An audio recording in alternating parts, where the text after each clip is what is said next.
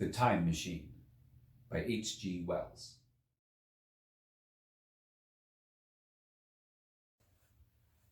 Chapter 5. In the Golden Age. In another moment we were standing face to face, I and this fragile thing out of futurity. He came straight up to me and laughed into my eyes. The absence from his bearing of any sign of fear struck me at once. Then he turned to the two others who were following him and spoke to them in a strange and very sweet and liquid tongue. There were others coming, and presently a little group of perhaps 8 or 10 of these exquisite creatures were about me. One of them addressed me. It came into my head, oddly enough, that my voice was too harsh and deep for them. So I shook my head and, pointing to my ears, shook it again. He came a step forward, hesitated, and then touched my hand. Then I felt other soft little tentacles upon my back and shoulders. They wanted to make sure I was real. There was nothing in this that was at all alarming. Indeed, there was something in these pretty little people that inspired confidence, a graceful gentleness, a certain childlike ease. And besides, they looked so frail that I could fancy myself flinging the whole dozen of them about like ninepins. But I made a sudden motion to warn them when I saw their little pink hands feeling at the time machine. Happily then, when it was not too late, I thought of a danger I had hitherto forgotten, and reaching over the bars of the machine, I unscrewed the little levers that would set it in motion, and put these in my pocket. Then I turned again to see what I could do in the way of communication. And then, looking more nearly into their features, I saw some further peculiarities in their Dresden china type of prettiness. Their hair, which was uniformly curly, came to a sharp end at the neck and cheek. There was not the faintest suggestion of it on the face, and their ears were singularly minute. The mouths were small, with bright red, rather thin lips, and the little chins ran to a point. The eyes were large and mild, and this may seem egotism on my part. I fancied even that there was a certain lack of the interest I might have expected in them. As they made no effort to communicate with me, but simply stood round me, smiling and speaking in soft, cooing notes to each other, I began the conversation. I pointed to the time machine and to myself. Then, hesitating for a moment how to express time, I pointed to the sun. At once, a quaintly pretty little figure in checkered purple and white followed my gesture, and then astonished me by imitating the sound of thunder. For a moment I was staggered, though the import of his gesture was plain enough. The question had come into my mind abruptly. Were these creatures fools? You may hardly understand how it took me. You see, I had always anticipated that the people of the year 802,000 odd would be incredibly in front of us in knowledge, art, everything. Then one of them suddenly asked me a question that showed him to be on the intellectual level of one of our 5-year-old children. Asked me, in fact, if I had come from the sun in a thunderstorm. It let loose the judgment I had suspended upon their clothes, their frail, light limbs and fragile features. A flow of disappointment rushed across my mind. For a moment I felt that I had built the time machine in vain.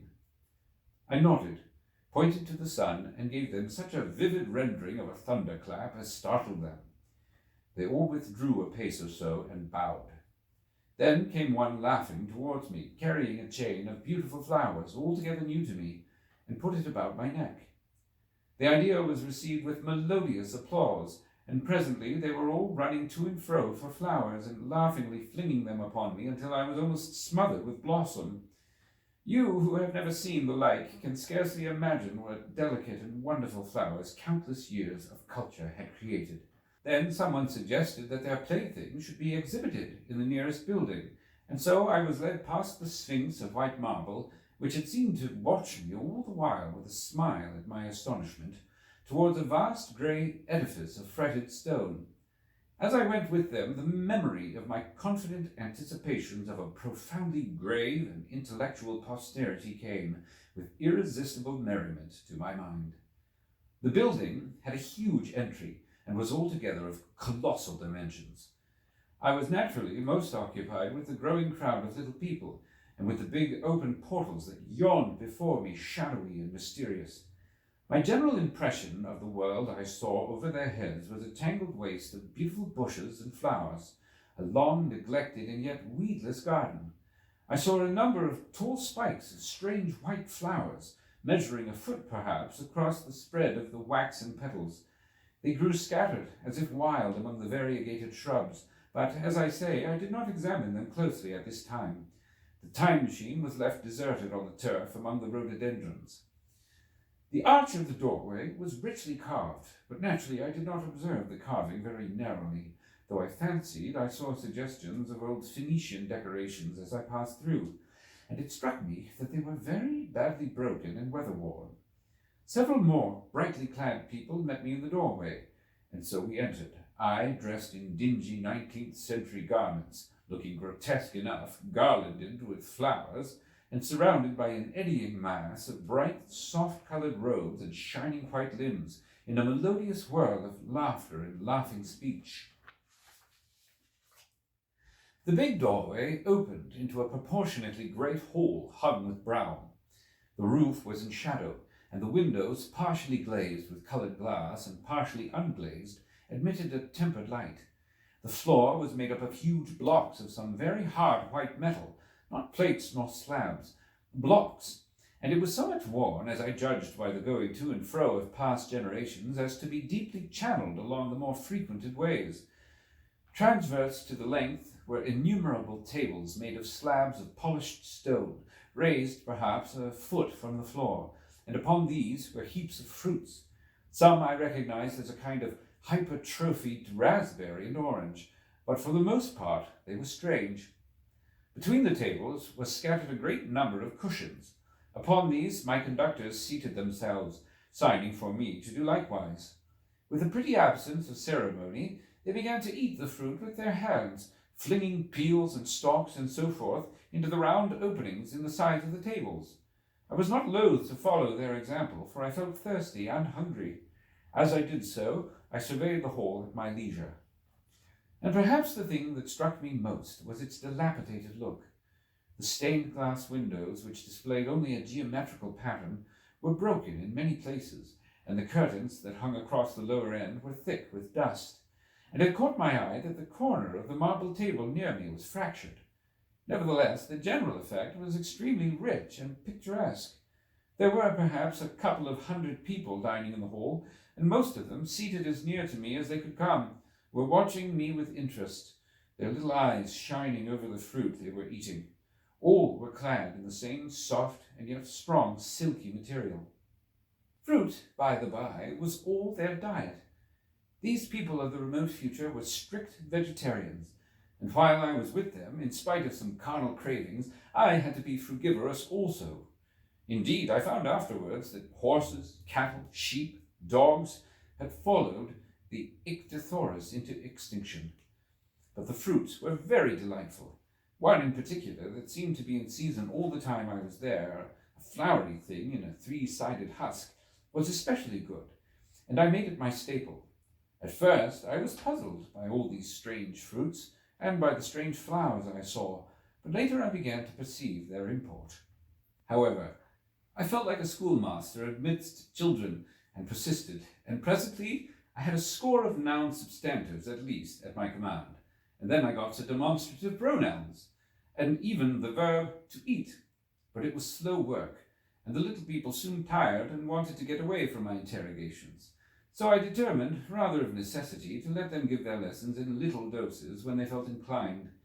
And very little doses I found they were before long, for I never met people more indolent or more easily fatigued. The Time Machine by H.G Wells. Chapter 6. The Sunset of Mankind.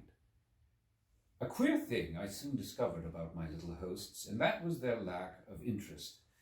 They would come to me with eager cries of astonishment like children, but like children, they would soon stop examining me and wander away after some toy. The dinner and my conversational beginnings ended, I noted for the first time that almost all those who had surrounded me at first were gone.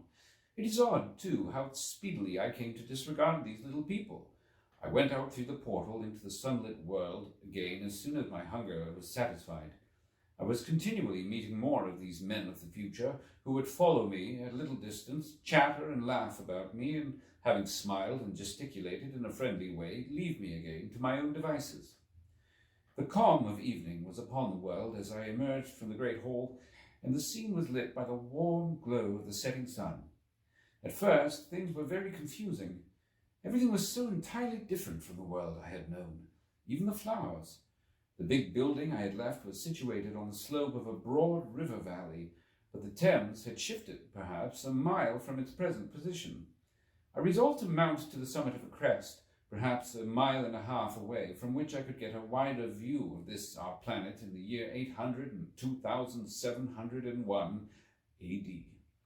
For that, I should explain, was the date the little dials of my machine recorded. As I walked, I was watching for every impression that could possibly help to explain the condition of ruinous splendor in which I found the world. For ruinous it was. A little way up the hill, for instance, was a great heap of granite, bound together by masses of aluminium, a vast labyrinth of precipitous walls and crumbled heaps, amidst which were thick heaps of very beautiful pagoda-like plants, nettles possibly, but wonderfully tinted with brown about the leaves and incapable of stinging. It was evidently the derelict remains of some vast structure. To what end built I could not determine. It was here that I was destined at a later date to have a very strange experience, the first intimation of a still stranger discovery, but of that I will speak in its proper place. Looking round with a sudden thought from a terrace on which I rested for a while, I realized that there were no small houses to be seen. Apparently the single house, and possibly even the household, had vanished. Here and there among the greenery were palace-like buildings, but the house and the cottage, which form such characteristic features of our own English landscape, had disappeared. Communism, I said to myself. And on the heels of that came another thought. I looked at the half-dozen little figures that were following me. Then, in a flash, I perceived that all had the same form of costume, the same soft, hairless visage, and the same girlish rotundity of limb. It may seem strange, perhaps, that I had not noticed this before, but everything was so strange. Now I saw the fact plainly enough. In costume, and in all the differences of texture and bearing that now mark off the sexes from each other, these people of the future were alike, and the children seemed to my eyes to be but the miniatures of their parents. I judged then that the children of that time were extremely precocious, physically at least, and I found afterwards abundant verification of my opinion. Seeing the ease and security in which these people were living, I felt that this close resemblance of the sexes was, after all, what one would expect. For the strength of a man and the softness of a woman, the institution of the family and the differentiation of occupations are mere militant necessities of an age of physical force. Where population is balanced and abundant, much childbearing becomes an evil rather than a blessing to the state. Where violence comes but rarely and offspring are secure, there is less necessity, indeed there is no necessity, for an efficient family. And the specialization of the sexes with reference to their children's needs disappears. We see some beginnings of this even in our own time, and in this future age it was complete. This, I must remind you, was my speculation at the time. Later, I was to appreciate how far it fell short of the reality. While I was musing upon these things, my attention was attracted by a pretty little structure, like a well under a cupola. I thought, in a transitory way, the oddness of wells still existing, and then resumed the thread of my speculations. There were no large buildings towards the top of the hill, and as my walking powers were evidently miraculous, I was presently left alone for the first time. With a strange sense of freedom and adventure, I pushed on up the crest. There I found a seat of some yellow metal that I did not recognize, corroded in places with a kind of pinkish rust, and half smothered in soft moss, the armrests cast and filed into the resemblance of griffins' heads. I sat down on it, and I surveyed the broad view of our old world under the sunset of that long day. It was as sweet and fair a view as I have ever seen. The sun had already gone below the horizon, and the west was flaming gold. touched with some horizontal bars of purple and crimson. Below was the valley of the Thames, in which the river lay like a band of burnished steel. I have already spoken of the great palaces dotted about among the variegated greenery, some in ruins and some still occupied. Here and there rose a white or silvery figure in the waste garden of the earth. Here and there came the sharp vertical line of some cupola or obelisk. There were no hedges, no signs of proprietary rights, no evidences of agriculture. The whole earth had become a garden. So watching, I began to put my interpretation upon the things I had seen, and as it shaped itself to me that evening, my interpretation was something in this way. Afterwards, I found I had got only at half-truth, or only a glimpse of one facet of the truth. It seemed to me that I had happened upon humanity upon the wane. The ruddy sunset set me thinking of the sunset of mankind. For the first time, I began to realize an odd consequence of the social effort in which we are at present engaged. And yet, come to think, it is a logical consequence enough. Strength is the outcome of need. Security sets a premium on feebleness. The work of ameliorating the conditions of life, the true civilizing process which makes life more and more secure, had gone steadily on to a climax. One triumph of a united humanity over nature had followed another. Things that are now mere dreams had become projects deliberately put in hand and carried forward, and the harvest was what I saw. After all, the sanitation and the agriculture of today are still in the rudimentary stage. The science of our time has attacked but a little department of the field of human disease, but even so, it spreads its operations very steadily and persistently. Our agriculture and horticulture destroy a weed just here and there, and cultivate perhaps a score or so of wholesome plants, leaving the greater number to fight out a balance as they can. We improve our favorite plants and animals, and how few there are, gradually, by selective breeding. Now a new and better peach, now a seedless grape, now a sweeter and larger flower, now a more convenient breed of cattle. We improve them gradually, because our ideals are vague and tentative, and our knowledge is very limited, because nature, too, is shy and slow in our clumsy hands. Some day all this will be better organized, and still better. That is the drift of the current, in spite of the eddies. The whole world will be intelligent, educated, and cooperating. Things will move faster and faster towards the subjugation of nature. In the end, wisely and carefully, we shall readjust the balance of animal and vegetable life to suit our human needs. This adjustment, I say, must have been done, and done well, done indeed for all time, in the space of time across which my machine had leapt. The air was free from gnats, the earth from weeds or fungi. Everywhere were fruits and sweet and delightful flowers. Brilliant butterflies flew hither and thither. The ideal of preventive medicine was attained. Diseases had been stamped out.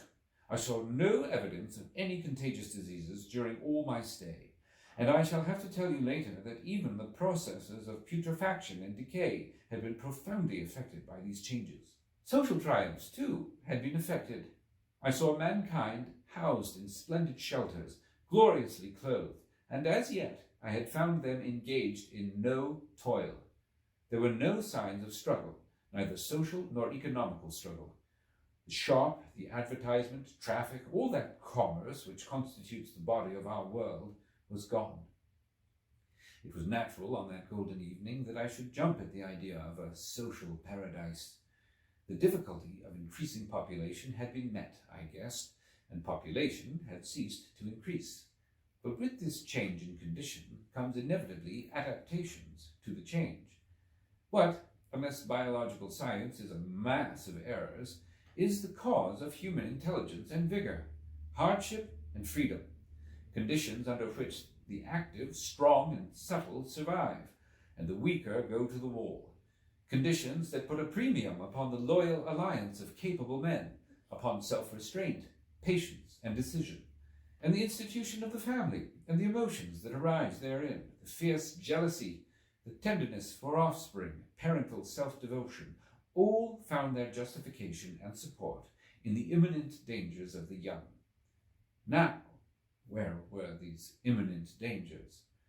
There is a sentimental arising, and it will grow, against connubial jealousy, against fierce maternity, against passion of all sorts.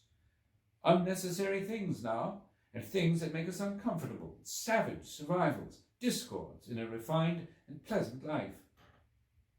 I thought of the physical slightness of the people, their lack of intelligence, and those big, abundant ruins, and it strengthened my belief in a perfect conquest of nature.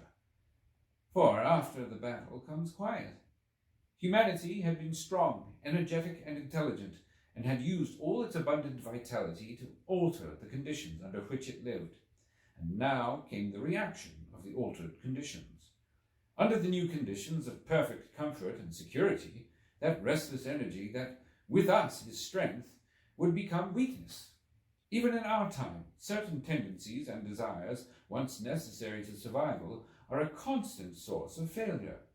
Physical courage and the love of battle, for instance, are of no great help, may even be hindrances to a civilized man. And in a state of physical balance and security, power, intellectual as well as physical, would be out of place. For countless years, I judged, there had been no danger of war or solitary violence, no danger from wild beasts, no wasting disease to require strength of constitution, no need of toil. For such a life, what we should call the weak are as well equipped as the strong, are indeed no longer weak. Better equipped indeed they are, for the strong world would be fretted by an energy for which there was no outlet. No doubt the exquisite beauty of the buildings I saw was the outcome of the last surgings of the now purposeless energy of mankind before it settled down into perfect harmony with the conditions under which it lived, the flourish of that triumph which began the last great peace. This has ever been the fate of energy and security. It takes to art and to eroticism, and then comes languor and decay. Even this artistic impetus would at last die away, had almost died in the time I saw. To adorn themselves with flowers, to dance, to sing in the sunlight, so much was left of the artistic spirit. To adorn themselves with flowers, to dance, to sing in the sunlight, so much was left of the artistic spirit, and no more. Even that would fade in the end into a contented inactivity. We are kept keen on the grindstone of pain and necessity, and it seemed to me that here was that hateful grindstone broken at last. As I stood there in the gathering dark, I thought that in this simple explanation I had mastered the problem of the world, mastered the whole secret of these delicious people.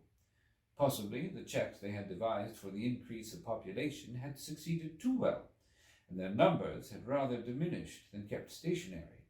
That would account for the abandoned ruins. Very simple was my explanation, and plausible enough, as most wrong theories are.